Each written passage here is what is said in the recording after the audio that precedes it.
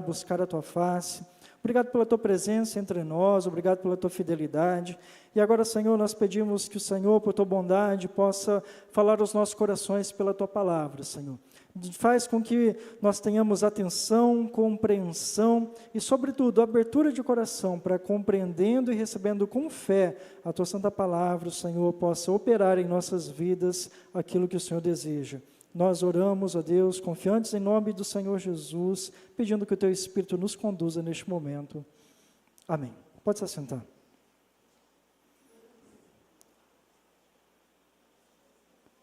Então vamos lá, para não deixar a fé se esfriar. Como eu falei, nesses últimos tempos aí, o livro de Hebreus foi escrito para uma igreja que estava desanimada, de cristãos de origem, na sua maioria, judaizantes, né? Não é judaizante é cristão que queria voltar para o judaísmo, mas eles estavam na tentação, vamos dizer assim, de abandonar Cristo mesmo, e voltar somente a ter uma fé orientada dentro da tradição judaica. Por quê?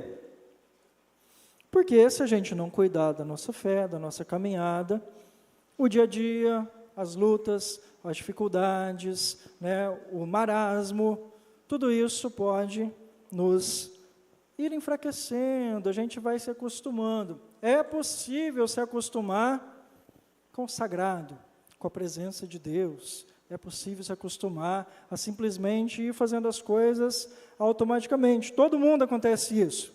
Inclusive, né, quem ministra, pastores, gente aí do ministério de oração, do louvor, ministério que tem a ver com o templo, tem que tomar cuidado redobrado com isso, porque o tempo todo a gente está aqui, né, lidando, ministrando, sendo instrumento de Deus na vida das pessoas, e daqui a pouco, se a gente der bobeira, está fazendo tudo no automático, né? Fazendo tudo pela rotina, vai para a Bíblia só para pregar, vai na presença do Senhor só porque tem um compromisso ali ministerial, e se a gente fizer isso, automaticamente vai se desgastando, vai se enfraquecendo. Mas, se até com quem já está o tempo todo na linha de frente isso acontece, se todos nós não perseverarmos, se não mantivermos a chama acesa, né? Igual se prega muito disso, né? Assim como no tabernáculo lá tinha que ficar o fogo continuamente aceso, nós, na presença de Deus, também precisamos estar o tempo todo ali, colocando combustível no nosso relacionamento com Deus, senão a gente se enfraquece, se esfria. Estamos aqui no capítulo 6, e o contexto dentro do livro de Hebreus, dos versos que a gente leu, é justamente depois da mais dura, mais grave exortação de todo o livro. Não seria muito exagero meu dizer que talvez seja das mais graves, se não a mais grave exortação do Novo Testamento, empatados ali com 2 textos a mais, assim que me vem de cabeça. Que o autor de Hebreus está dizendo, olha, não volte atrás, não deixe Cristo, porque se vocês fizerem isso, não vai ter volta. Se você abandonar Cristo totalmente, é o que o texto aí, se você quiser depois ler na tua casa, se você abandonar, é como você estivesse crucificando Cristo de novo, você provou do dom celestial, não deixe isso acontecer, não dê as costas para o Senhor, porque isso não vai dar certo. Mas aí no verso 9, por isso eu falei, vamos começar já do 9, eu vou pregar no 10, 11 e 12, né? O corpo da mensagem. Mas no verso 9 ele já muda, ele vira a chave, ele começa a falar, isso aqui, tudo que eu estou dizendo, não é para se aplicar necessariamente a vocês. Quanto a vocês, nós esperamos coisas melhores, coisas que têm a ver com a salvação. Então aí, a partir daí, ele começa a dar alguns motivos, né? O autor de Hebreus, por que aqueles crentes, mesmo que muitos deles ainda estavam desanimados, cansados, sobrecarregados, enfraquecidos na fé, podia aquele pastor daquela comunidade, talvez, provavelmente um antigo pastor, né, que conheceu em outros tempos, dizer, encorajar, renovar o ânimo, a fé, né, a esperança daqueles irmãos, porque ele tinha no seu coração que eles poderiam não só permanecer de pé, mas avançar, que Deus tinha reservado para eles coisas melhores, coisas maiores. E eu quero então, a partir desse contexto, que o texto aqui que a gente leu estava inserido ali no que estava acontecendo ali na época que foi escrito, poder falar um pouco de algumas coisas que nos ajudam a não deixar a nossa fé se esfriar.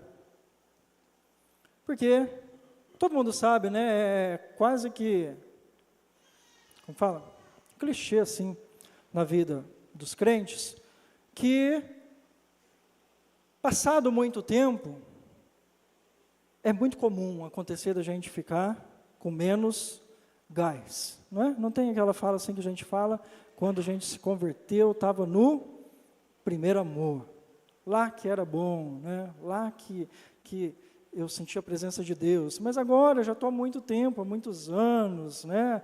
As coisas vão acontecendo, agora eu não tenho mais aquela mesma motivação. Não precisa ser assim, muitas vezes é assim, mas esse texto nos ajuda a tirar algumas lições.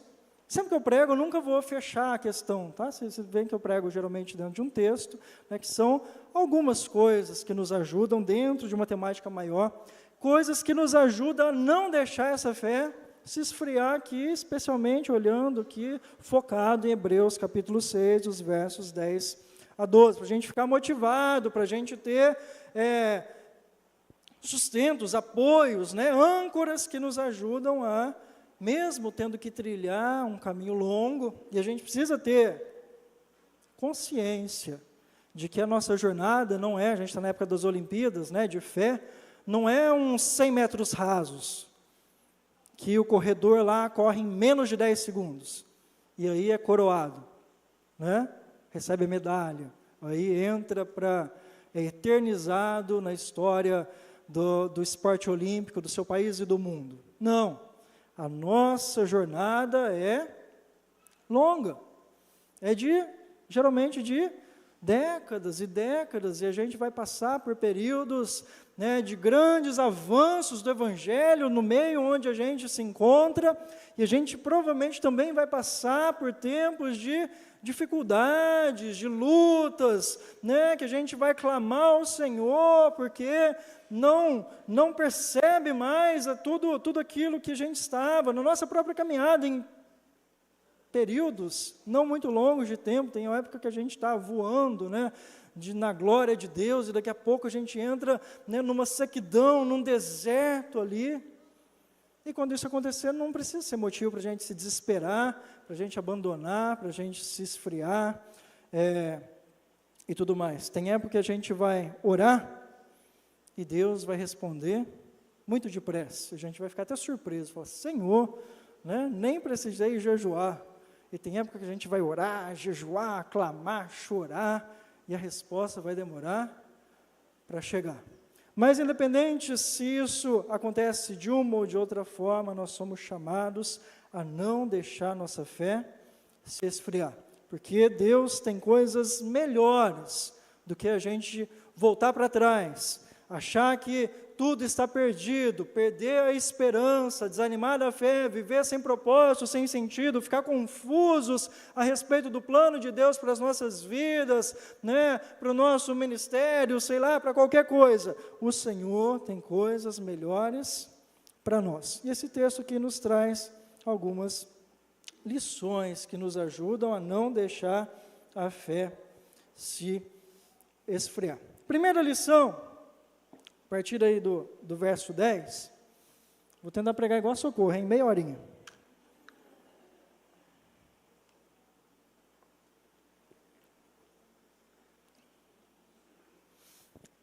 Primeira lição que eu tiro desse texto é, para a gente não esfriar, muitas vezes a gente precisa aprender a confiar na justiça de Deus. Olha aí o verso 10.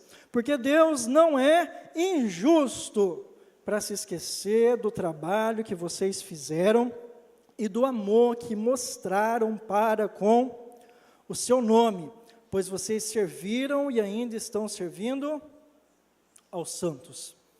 Às vezes nós nos desanimamos porque nos esforçamos, nos engajamos, colocamos o nosso coração, colocamos o nosso dinheiro, colocamos nossos esforços, dedicamos nossa saúde. Às vezes a gente se esforça, pela obra de Deus, ou por qualquer coisa que seja boa, e fica até doente de tanto que nós nos dedicamos, mas nem sempre o resultado que a gente espera acontece.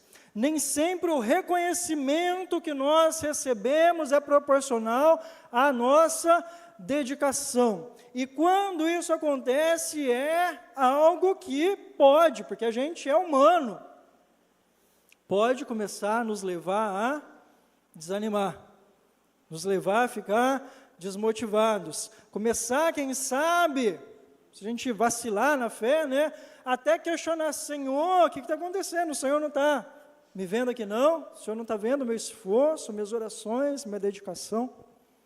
Mas quando isso acontece, esse texto nos ensina a lembrar que Deus é justo. E aí o autor de Hebreus está lembrando: meus irmãos, vocês se dedicaram por anos, por décadas, fazendo a obra do Senhor, continuam fazendo, estão cuidando dos santos, ensinando a palavra de Deus. Pode ser que esteja com dificuldades, pode ser que não é mais toda aquela euforia que existia em outro momento, mas vocês estão fazendo, e uma coisa que vocês precisam saber, se lembrar, tomar consciência para Deus isso nunca passou e não vai passar jamais despercebido. Deus é bondoso, Deus vê, Deus sabe, Deus reconhece, e Deus sabe também recompensar os nossos esforços. Nem sempre é no nosso tempo, do jeito que a gente quer, mas o Senhor é fiel e justo para fazer com que os nossos esforços, no tempo certo, da melhor maneira, que a gente às vezes nem imaginou que fosse, sejam recompensados. Para a gente não desanimar, a gente precisa aprender a depender da justiça de Deus. Nós somos injustos. Pessoas muitas vezes se dedicam a nós, daqui a pouco ela dá lá uma escorregada, a gente já logo quer abandonar, quer achar que ela já não vale mais nada, mas o Senhor não é assim. O Senhor é justo. Nós, às vezes mesmo, podemos desanimar justamente porque a gente deu a deslizada. E aí a gente pode se sentir: Senhor, agora eu deslizei, não vai ter mais jeito. Não, o Senhor é justo, Ele sabe recompensar, Ele é bondoso, Ele te levanta, Ele não esteve com você nos tempos de glória simplesmente para te deixar depois parado no caminho. Ele sabe fazer com que aqueles que se dedicam, aqueles que mostram amor, fidelidade, que servem a Ele, que honram o seu nome, que cuidam do seu povo, que faz a sua obra, que eles sejam recompensados. Se vier o desânimo, uma coisa que nós podemos nos guardar de nós mesmos, nos guardar não sei como eu posso dizer isso, Existe um ramo da psicologia que é a psicologia social, que o meio que vai influenciando a gente, esse ambiente de se sentir desmotivado, desprestigiado, sabe? A gente pode se guardar de ficar desanimado com isso, lembrando: o Senhor é justo. Se ninguém vê, o Senhor vê. E a gente tem que se lembrar que os nossos esforços nós fazemos em primeiro lugar para o Senhor.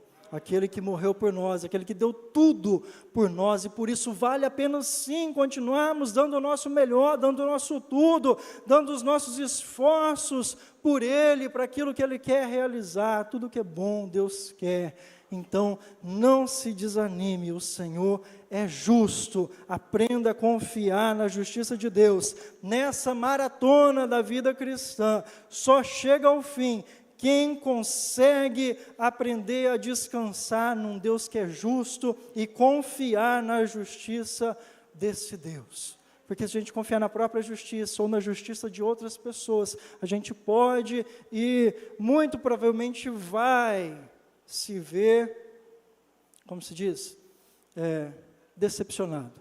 Mas o Senhor, Ele é fiel e justo para nos recompensar da maneira que nós precisamos. Então, primeiro antídoto aí para não deixar sua fé desanimar: aprenda a confiar na justiça de Deus.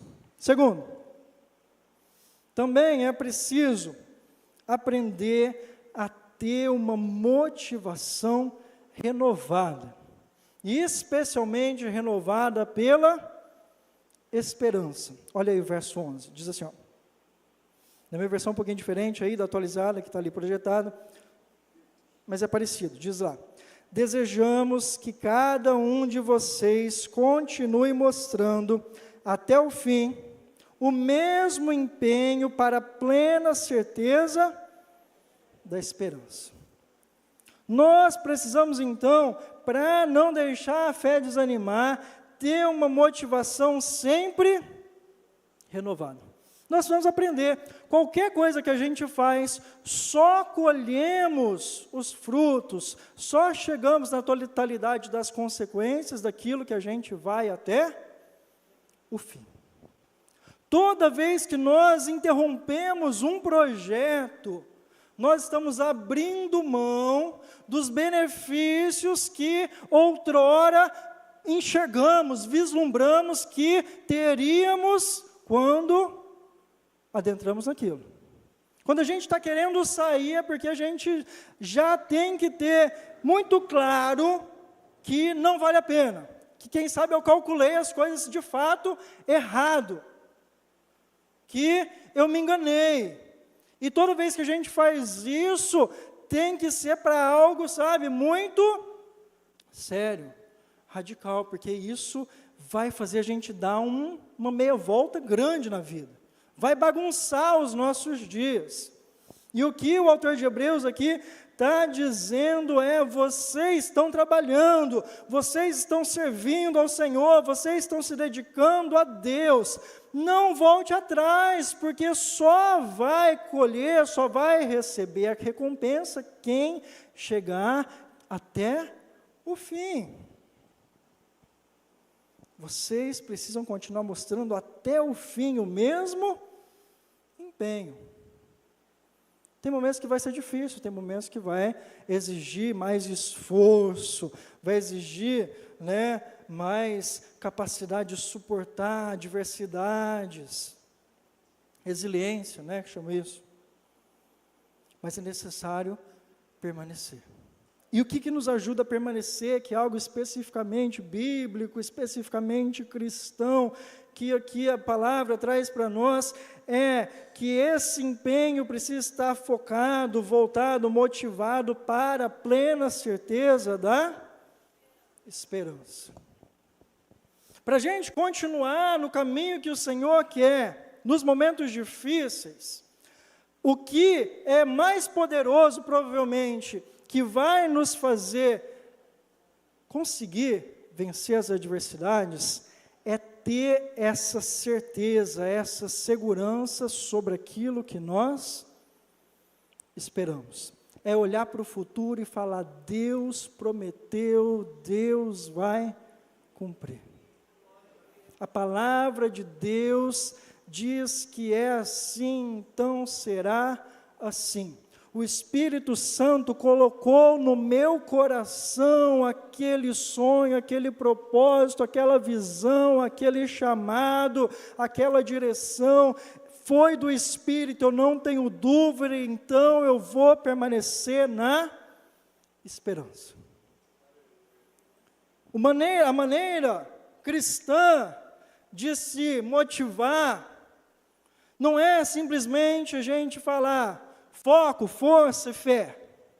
É a gente aprender a focar na esperança. aprender a olhar para as promessas de Deus e tê-las como verdades, realidades que ainda não chegaram no presente, mas são tão certas como aquilo que hoje nós já experimentamos, porque são promessas de Deus.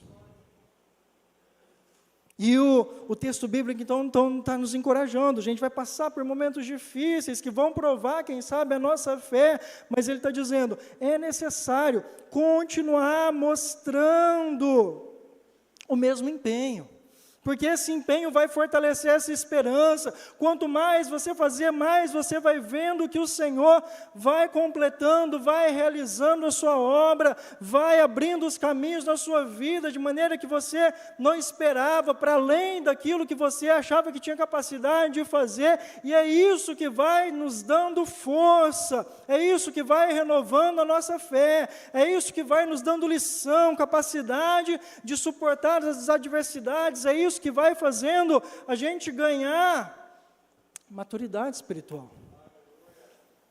Ninguém se torna maduro espiritualmente sem passar por provas, por dificuldades. Ninguém se torna maduro com um mês, com um ano de caminhada cristã, porque justamente é o colocar a fé em ação numa grande diversidade de momentos, circunstâncias da vida, de sentimentos, de realidades, né, de relacionamento com outras pessoas. É aí que nós podemos realmente perceber que Deus é fiel, que Ele cumpre a sua palavra, e aí nós vamos, né, sendo fortalecidos, convictos cada vez mais do que o Senhor prometeu, e a gente vai experimentando cada vez mais aquilo que Ele quer fazer em nossas vidas. Então é necessário a gente aprender a confiar na justiça de Deus, mas também ter uma motivação sempre renovada,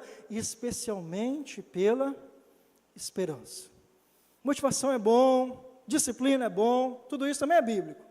Essa motivação que a gente tira a força de dentro, sabe? Mas não é só isso. Nós somos motivados também por algo que é exterior a nós. São as promessas de Deus. É aquilo que o Senhor já garantiu, que ninguém pode nos roubar. Para nós, essa é uma viva esperança que não vai ser abalada, e é essa esperança que renova a nossa motivação e nos dá condições de continuar caminhando, seja a circunstância que estivermos passando. E terceiro, para a gente fechar, diz lá, para que não se tornem, na minha versão, preguiçosos ou indolentes, está ali? 12. Indolentes, né? Mas imitadores daqueles que, pela fé e pela paciência, herdam as promessas. Terceira fonte de fortalecimento, de encorajamento, para a gente não deixar a fé se esfriar, é a gente aprender a também depender, ou não sei se depender é a melhor palavra, mas se apoiar, ser ajudado pela experiência dos outros. E aí, por isso, ao escrever, né, de maneira mais bonitinha e didática, eu coloquei aqui como título para esse terceiro tópico, é necessário a gente ter uma segurança reforçada pela tradição. No texto, em Hebreus, o texto bíblico, o pastor que escreveu Hebreus, ele fala da necessidade de crer em Jesus Cristo, colocar sua fé em Jesus, de confiar na suficiência do sacrifício e do sacerdote de Cristo, né? São os temas mais importantes e que mais ele gasta, né, argumentos para poder falar, mas volta e meia vai aparecer a função também dos líderes, do passado e do presente, na consolidação da fé do povo de Deus.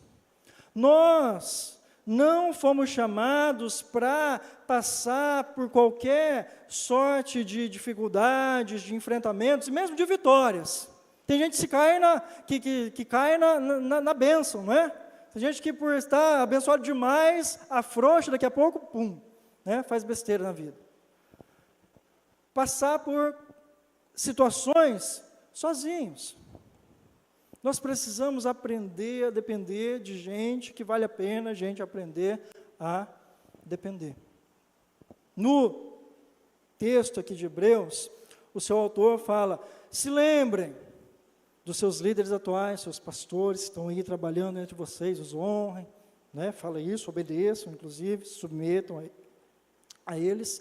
Mas ele também fala assim: se lembre dos seus primeiros guias, de pessoas que foram referências na fé para vocês. Se lembrem de pessoas que te ajudaram em outro momento. E aqui no texto ele fala justamente isso, né? Aprendam a ser imitadores daqueles que pela fé e paciência herdam as promessas. É vendo a bênção do outro, é vendo o que o Senhor realizou na vida do outro, que muitas vezes nós nos encorajamos no meio da nossa luta, da nossa batalha, e tomamos uma fé, um ânimo renovado, podendo afirmar: o que Deus fez na vida de fulano, Ele vai fazer de alguma forma, semelhantemente na minha vida. É olhando, por exemplo, de pessoas que venceram, que herdaram, que passaram por dificuldades e foram abençoados, foram aprovados, que realizaram coisas em nome do Senhor, receberam coisas do Senhor, que também nós somos fortalecidos, porque a gente precisa de referências. A gente não pode perder de vista que nós precisamos de referências concretas, de gente de carne e osso. O próprio Deus, o Todo-Poderoso, o Absoluto, o Eterno, Santo, para nos salvar, o que Ele fez? Se fez carne. A gente precisa de referência. A gente precisava ver Jesus como humanidade, né? A gente não vê, a gente crê, mas era necessário a gente ter o testemunho de gente que podia falar como os autores bíblicos falaram: nós vimos, nós tocamos, nós ouvimos, nós vimos a glória de Deus revelada na face dele. A gente precisa de referência. Por isso que é importante a gente se abrir para uma cultura de discipulado, de poder partilhar da fé, da experiência do outro, de aprender com gente que é mais experiente na caminhada que eu, que pode contribuir, porque nessa troca, mesmo o mais experiente também aprende, também cresce junto com o outro. A gente não é chamado para ver uma fé, só no vertical aqui, é um corpo, que na presença do Senhor vai crescendo, cada um ajustado, né? O apóstolo Paulo escreveu, cada um segundo a justa parte ali, dando a sua justa contribuição. É assim que a gente cresce. E eu falei de tradição, porque isso não é só lembrar a pessoa que me trouxe a Cristo. Esses aí vão ser sempre as referências importantes. O pastor que marcou minha vida, a pastora que marcou minha vida, o líder de ministério que foi importante na minha determinado momento da nossa história. Mas Deus levando algumas pessoas, né, ao longo da história, e a própria igreja do Senhor vai acumulando experiências, sabedorias, testemunhos, modos de fazer as coisas, que nos ajudam a não nos perder no tempo da dificuldade. E a gente tem que tomar muito cuidado, porque hoje nós estamos vivendo um período no mundo que tudo quer romper absolutamente com as coisas do passado, da tradição, com valores, com princípios, com tudo que ajuda as pessoas a organizarem sua vida de uma forma mais segura. É assim no campo da sociedade, da família, né, dos costumes, mas também é assim no campo da fé. esse nosso ímpeto, e aqui eu não estou fazendo uma apologia vazia a um tradicionalismo, não, mas a gente tem, eu cresci assim também, a gente tem coceira, tem sarna de tradição, né? Eu cresci de um jeito que, né, numa cultura que, se começasse a tocar um hino do Inário, a gente já ficava, né, meio de cabelo em pé. O que está acontecendo aí? Esse pessoal está querendo fazer a gente voltar a ser tradicional? O que está acontecendo aí? Sabe? Né? Até para pregar a palavra assim, se de vez em quando o pastor não virasse, falava assim, olha, Deus mudou a mensagem hoje. Né? A gente começava a desconfiar, será que o pastor está orando? Né? Devia ser o contrário. Quando o pastor, pregadora começa a falar assim, toda vez, Deus mudou o sermão, eu começo a pensar assim, cara, será que essa pessoa não está orando antes? Não é possível que Deus não pode falar antes com ela para chegar convicta que era isso que tinha que pregar. De vez em quando acontece, mas toda vez, né? Não é possível, não recebeu direção. Uma das funções do pregador, da pregadora, é discernir o que o Senhor quer falar, senão como vai pregar? Chegar toda vez no púlpito e com a mensagem errada, tem coisa errada, né? Você não precisa concordar comigo não, estou só transmitindo a minha impressão diante das coisas assim. Tem gente que toda vez sobe no púlpito e fala que a mensagem mudou. Eu falo, gente, não orou, não é possível que precisa ser assim toda vez. Deus já mudou no caminho de casa para a igreja, assim, me deu o sermão inteiro. Mas toda vez que isso aconteceu, é porque eu saí de casa sem convicção que a mensagem que eu tinha levado era aquilo que Deus queria falar para a igreja. Aí acontece de mudar. Mas assim, voltando, nós precisamos aprender que a experiência dos outros, pessoas que estão hoje do nosso lado, pessoas que já estiveram em outros momentos, e até crentes, né, a igreja que a gente participa, tem experiências que nos ajudam a permanecer de pé, tem referências que nos ajudam a não cair, sabe, na loucura do nosso subjetivismo, da nossa incapacidade de lidar com os momentos difíceis, porque no momento que a gente está ansioso, preocupado, angustiado, triste, é difícil pensar, é difícil refletir, é difícil lidar com os sentimentos e ter uma orientação de alguém que passou por situações diferentes, né? Algum tipo de orientação que não precisa, nem deve ser restritiva, assim como dogmática, que é assim, se não for assim, não é de Deus. Não, que isso, né, não faz parte, mas que possa nos mostrar, apontar ali um caminho, nos ajudar a encontrar soluções. Isso sempre vai ser importante para a nossa fé. Se a gente não aprender a depender dos outros, o texto diz ali, vocês podem se tornar indolentes, preguiçosos, ficar paralisado, porque as nossas preocupações, nossas angústias, nossas ansiedades, nossos medos, tudo isso nos paralisa. E quando a gente está ficando paralisado, precisa de alguém muitas vezes vir dar um chacoalhão e falar, vamos que eu estou contigo, lembra que eu já passei por isso, eu sei como que é o caminho.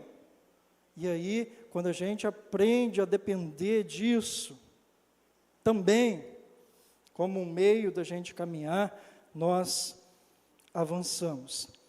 Então, eu queria só também dar, junto nessa questão, falar um pouquinho desse negócio da tradição aí que eu falei, porque a gente precisa aprender, tem uma frase importante, de um historiador cristão, dos mais importantes, né, assim, dos últimos tempos, que ele chama Yaroslav, eu não sei se é Pelikan ou Pelikan.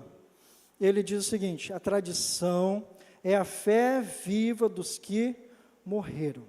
O tradicionalismo é a fé morta dos que estão vivos.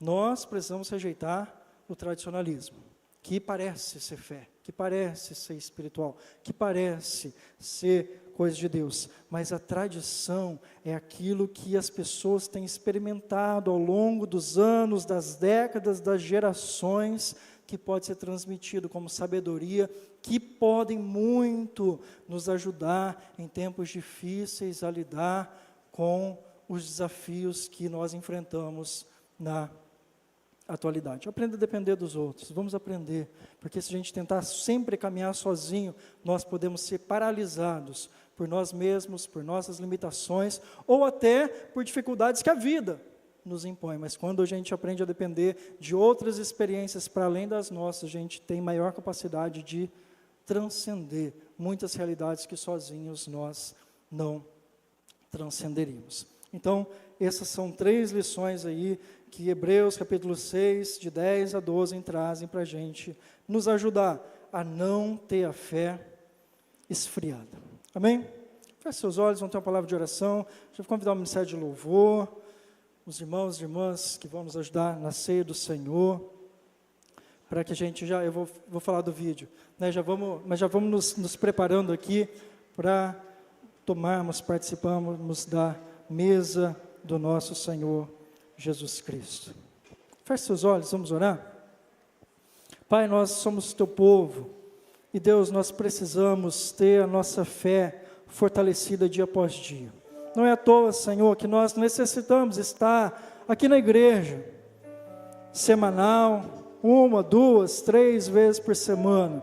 Nós precisamos que oremos uns pelos outros.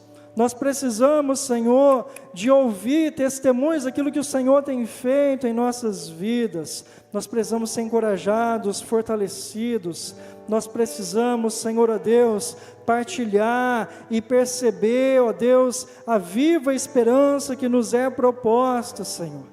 Por isso, ó Deus, nos apresentamos diante de Ti a nossa vida, pedindo que o Senhor nos ajude a sempre renovar a nossa fé, sempre renovar a nossa esperança, sempre, Senhor, ó Deus, aprender a caminhar, não somente, ó Senhor, ó Deus, nos tempos em que tudo está mas automaticamente sendo feito da maneira que achamos que deveria, mas especialmente nos momentos difíceis, nos ajude a perseverar, nos ajude a suportar, sabendo que o Senhor é justo, o Senhor é fiel, o Senhor sabe nos recompensar, sabendo, Senhor, a Deus, que o Senhor cumprirá as Tuas promessas, e sabendo que não estamos sozinhos nesse caminho, porque o Senhor levantou e continua levantando homens e mulheres para nos ajudarem a fortalecermos a nossa fé e darmos testemunho da Tua bondade e Tua misericórdia. Então fica conosco, ó Deus, renova a nossa fé e a nossa caminhada, é a nossa oração em nome do Senhor Jesus.